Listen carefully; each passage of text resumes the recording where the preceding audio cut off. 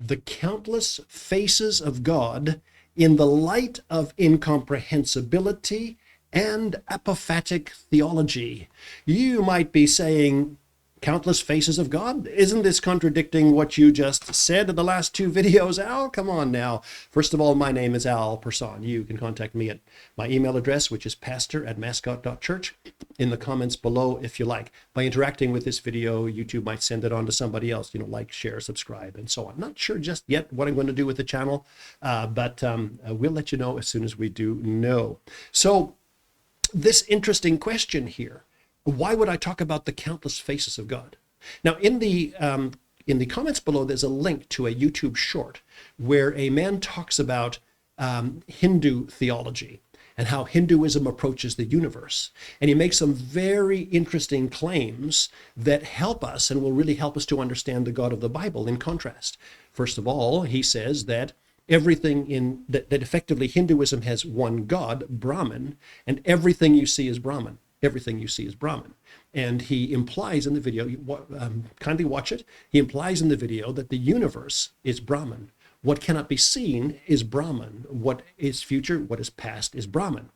The implication here is that everything that exists is not separate from God, but is actually God's stuff. It is actually God in some way.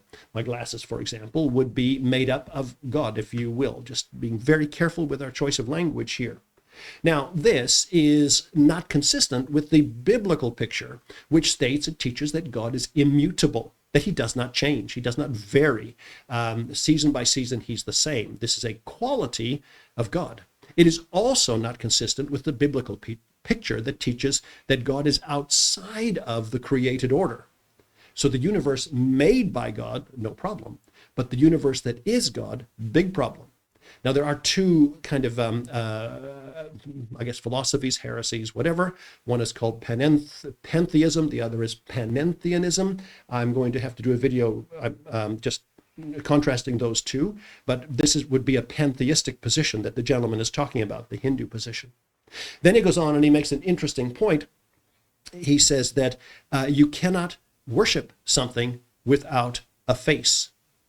Now, biblically, we disagree with that, but it's really curious that you cannot worship. Now, Christ in human form, by the way, in that human form, face, no problem. We're not contesting that. We're talking about the eternal, absolute, infinite God cannot be worshiped, has no face. He has no face to be worshiped. He's utterly incomprehensible. Let's say that you could actually get a picture and you could paint a picture of God, old man in the sky with a beard, etc. For some reason, that's everybody's favorite face. This would, by the time you could do that, you have taken some quality of God and you have condensed that quality to be able to be held in your mind. But it's also not God. By then, you've had an idea of God, and you say, okay, this is it. I'm happy to worship this thing. Idea and idol have the same root word, apparently. And so that's interesting. The moment you have a face, you have an idol, something you're worshiping outside of him. Now, this is a challenge for us. How is it that you worship a God who cannot be seen, who cannot be contacted with the senses, who is above the senses, who is other? How does this happen? How does this even begin? How do you even begin to comprehend such a relationship between God and his creation? How?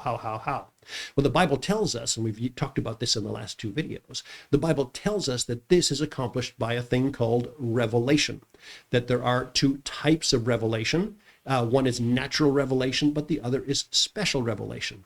And you know what that's like. Most of my audience, you understand, say, I've just got a sense of God. I just know. It's like, bam, I've got this. You can't take it away from me. It's just so real. And this is this bridge provided by God for us from the eternal into the natural, from the incomprehensible into the comprehensible. Now, this doesn't save us from everything. This actually gets us more and more involved in seeking who he is. Here's an interesting thing that happens to you as you mature in him and you spend more time in the scriptures. You get to know him more and more. You realize that the more you know him, the less you do know. The closer you get, the farther away. And this, I believe, is the engine of eternity. That is, the created order will constantly be seeking to be more in line with the infinite. That's probably more of a philosophical than a theological question, but still wonderful. So in the light of apophatic theology, in the light of incomprehensibility, God does not have countless number of faces. God has no face. God cannot be isolated with a place or a location or a picture or whatever. Now, this is a wonderful thing to understand, and it's really core Christian theology. It's not something new. It's something very, very, very old. It's probably something that should be taught when we first come to Christ. We often don't learn it until a little bit later. So this idea that he shares in the video, what ideas does he share in the video? That everything is God. Number one, no, that is not consistent with the scriptural position at all. In the biblical position, God does not possess finitude. Everything in the created order was created by him, for sure, and is accountable to him, no question, but is not God. The created order changes. Listen, the created order had a beginning. If the created order was God, whatever, like maybe a pantheistic position, it's got a beginning, something has changed in God himself. No. All right, so this is one point he makes. The second point he makes, that is in contrast very much to the Christian position or the biblical one, is that God has many faces and he's revealed in many faces. So that is also not consistent, and it's also something we've talked a lot about here.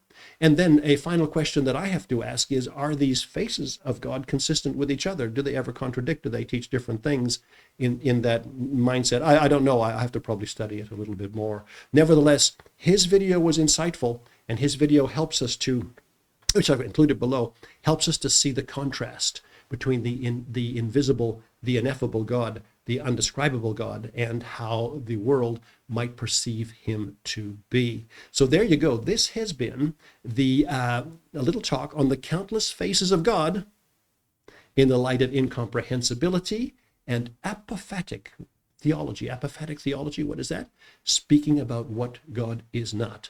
He's not mortal, he is immortal. That's just a touch of apophatic theology. God bless you, ladies and gentlemen. Come back again next week.